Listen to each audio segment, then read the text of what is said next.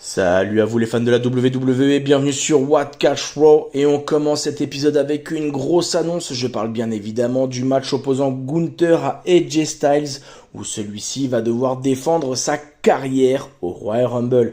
Alors oui, on le sait, AJ Styles, son contrat est censé se terminer en 2026, on ne connaissait pas réellement le mois, mais là avec cette stipulation, il est fort probable que ce soit la fin de carrière du Phenomenal One à ce Royal Rumble. Donc je ne sais pas ce que vous en pensez, si vous êtes d'accord ou non, n'hésitez pas à me le dire en commentaire, mais pour ma part, je pense que nous vivons les derniers moments de AJ Styles au sein de la compagnie WWE.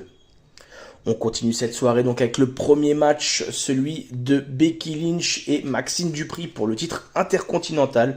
J'ai noté ce match 2 étoiles sur 5. Maxxine Dupri avait le match bien en main, elle était même prête à le remporter, mais malheureusement elle se fera trahir par Natalya qui était censée être de son côté. Donc c'est la grosse surprise du match. Bien évidemment, Becky Lynch en profitera et placera sa prise de finition, le Manhandle Slam.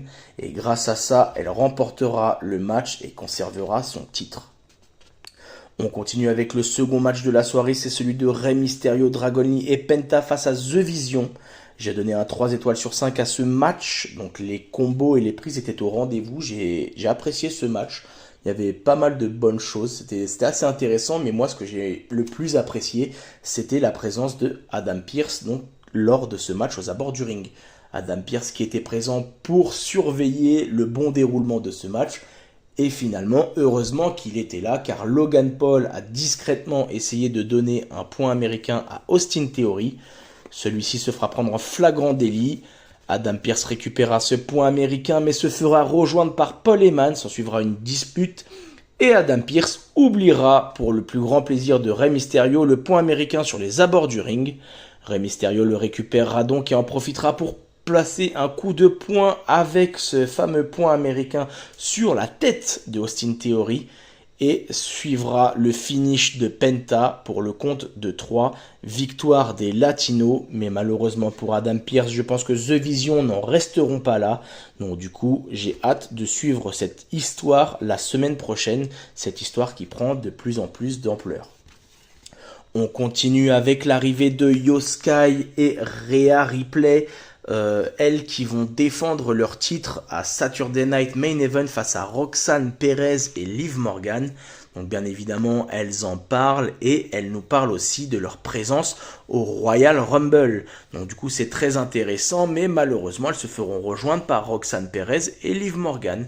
Et elles se feront gentiment tabasser grâce à l'arrivée de Raquel Rodriguez. Et bien évidemment, lorsque nos championnes seront au sol, elles en profiteront elles aussi également pour annoncer leur participation au Royal Rumble. On continue la soirée avec le troisième match, celui de Grande Americano et Jevon Evans. Je l'ai noté 1 étoile. Alors bon, j'aurais pu ne pas le noter du tout. Le match commençait très bien, les prises étaient au rendez-vous.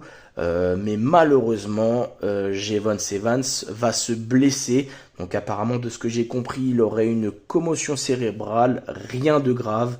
Mais malheureusement, ça aura mis un terme rapide au match entre Grande Americano et Jevon Evans. On continue la soirée où on apercevra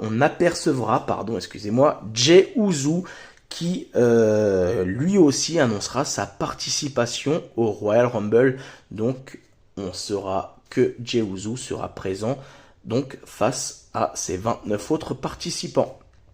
On continue avec le match le plus important de la soirée, c'est celui de CM Punk face à Finn Balor. Et quel match! Je l'ai noté 4 étoiles sur 5, c'était un très bon match, j'ai apprécié, il y a eu du rebondissement, il y a eu pas mal de prises très bien effectuées, et surtout ce qui m'a fait plaisir, c'est que pendant un instant, je vais pas vous mentir, j'y ai cru que Finn Balor allait remporter ce titre. Là où je suis très content, c'est que Finn Balor sort enfin de l'ombre. Alors est-ce que c'est pour une grosse durée ou non? Je ne sais pas. En attendant, belle défense de titre de la part de CM Punk qui a bien répondu et qui a été présent. Ça a été un super match, j'ai adoré. Pour ma part, ce show, je lui donnerai une étoile de 3 étoiles sur 5.